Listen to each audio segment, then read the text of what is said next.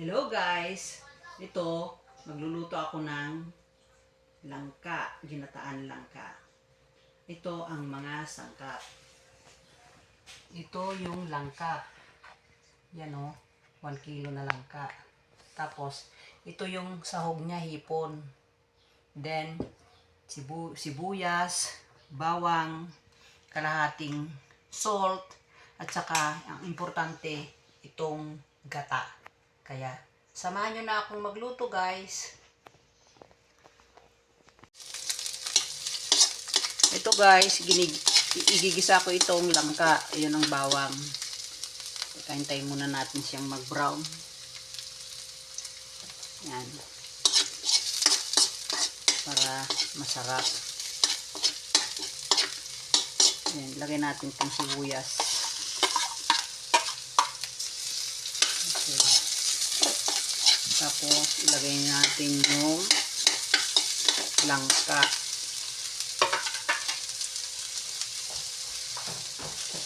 Ito guys, yung langka oh. Nalis ko yung mga buto niya kasi matigas yung mga buto eh. At least ito, wala nang buto oh. Meron man naihalong mga buto pero pan na yan. Murang mga buto yan. Yan.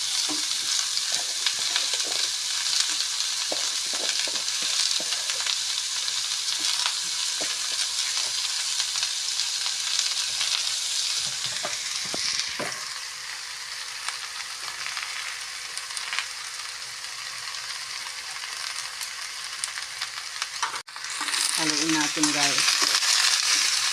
Yan. Then, ilagay na rin natin yung igisa na rin natin yung hipon niya. Ito oh, hipon. Isama natin igisa. Yan.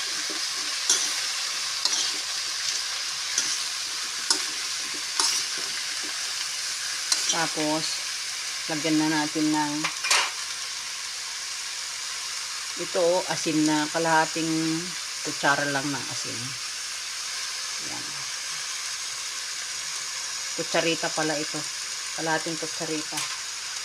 Mahirap na ang maalat. Kasi itong hipon, mayroon ng natural na kanyan eh. Natural na alat niya. Okay guys. Ilagay na rin natin yung gata para kumulo siya. Siguro maluluto ito ng mga 10 minutes siguro ito. Kasi matagal ang luto nitong langka eh.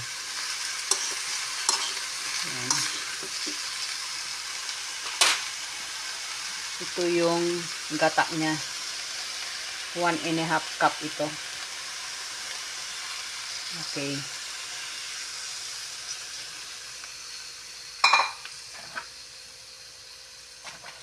Saka na lang natin takpan mamaya. O kaya ilipat natin sa kaldero para may takip siya. Yan. Hintayin natin siyang kumulo.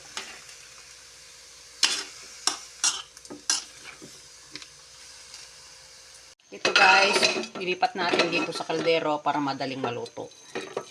Sandali siguro. Pag matakpan na, sandali lang ang luto niya. Kasi kung dito sa palayok, walang takip, matagal. Okay. Okay. Hintayin natin yan na kumulo. Urasan natin ng mga 8 to 10 minutes guys. Ito guys, tapos na yung 8 to 10 minutes. Luto na ito. Kaya kakain na tayo. Aking ginataan langka. Ang sahog ay hipon. Kaya ready na. Kakain na. Ito guys, kakain na tayo. At siguradong magugustuhan nyo ito. Aking ginataan langka with sahog is hipon. Kain na. Ito, kain na tayo. ng ginataan langka with sahog is hipon and red rice. Kaya, kain na! Bye-bye, bye-bye! Hanggang sa muli and God bless sa inyong lahat.